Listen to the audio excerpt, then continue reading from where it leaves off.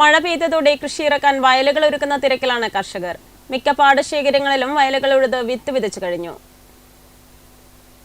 മഴ ഇടയ്ക്കിടെ പെയ്യാൻ തുടങ്ങിയതോടെ വയലുകൾ ഉണരാൻ തുടങ്ങിയിരിക്കുന്നു. മിക്ക പാടശേഖരങ്ങളിലും വയലുകൾ ഉഴുത് വിത്ത് വിതച്ചു. വേനൽമഴ കൃത്യമായി കിട്ടിയതിനാൽ പല സ്ഥലങ്ങളിലും വിത്തിട്ടു കഴിഞ്ഞു. വേനൽമഴ ലഭിക്കുന്നതോടെയാണ് സാധാരണ വിത്തിടുന്നത്. ഇടവപ്പാതി തുടങ്ങിയാൽ ഉടൻ തന്നെ പറിച്ചു നടുകയും ചെയ്യും. തിരുവാതിര ഞാറ്റുവേല തുടങ്ങുമ്പോഴേക്കും ചെടി മണ്ണിൽ ഉറച്ചിരിക്കും. ശാസ്ത്രീയ കൃഷിരീതിയും പുതിയ നെൽവിത്തുകളും ഉപയോഗിക്കുന്നതിനാൽ കാലാവസ്ഥ ചതിച്ചില്ലെങ്കിൽ തരക്കേടില്ലാത്ത വിളവ് ലഭിക്കും.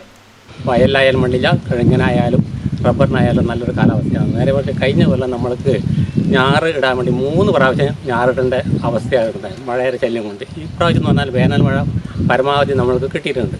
ഇനിയിപ്പോൾ എന്ന് പറഞ്ഞാൽ ഇനി വെള്ളത്തിന് പ്രതീക്ഷിച്ച് നിൽക്കുന്നതുകൊണ്ട് നമ്മൾക്കൊരു നല്ലൊരു മഴ വേണം. വയലിൽ വെള്ളം കയറിയാൽ നമുക്കിത് പറിച്ചു നടാനില്ല എല്ലാം റെഡിയായി നിൽക്കുകയാണ് ഞാറ്.